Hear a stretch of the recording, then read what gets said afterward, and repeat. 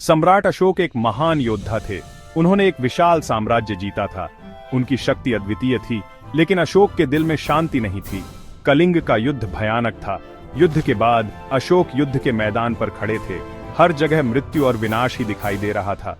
उनका हृदय युद्ध की क्रूरता देखकर कांप गया। अशोक ने महसूस किया कि सच्ची विजय युद्ध से नहीं मिलती।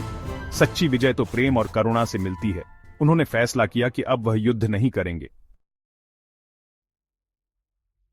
अशोक ने अपने जीवन का अर्थ खोजने का फैसला किया।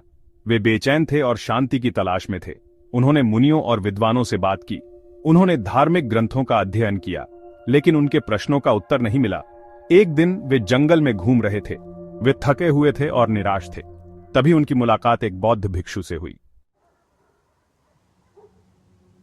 भिक्षु शांत और प्रसन्न दिख रहे थे। अशोक उनके व्यक्तित्व से प्रभावित हुए। उन्होंने भिक्षु से जीवन का अर्थ पूछा।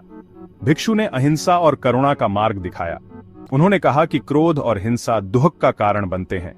प्रेम और करुणा ही सच्चा सुख लाते हैं। भिक्षु की बातें अशोक के हृदय को छू गईं। उन्होंने महसूस किया कि यही सच्चा मार्ग है। अशोक ने बौद्ध धर्म अपना लिया। उन्होंने अपने जीवन में आमूल परिवर्तन किए। उन्होंने युद्ध और हिंसा त्याग दी। उन्होंने अपने पूरे राज्य में अहिंसा और करुणा का प्रचार किया। उन्होंने अस्पताल और सड़कें बनवाईं। उन्होंने लोगों के कल्याण के लिए काम किया। अशोक एक महान सम्राट थे, लेकिन इससे भी महत्वपूर्ण बात यह है कि वे एक महान इंसान थे। उनका जीवन हमें प्रेम, करुणा और शांति का संदेश देता है।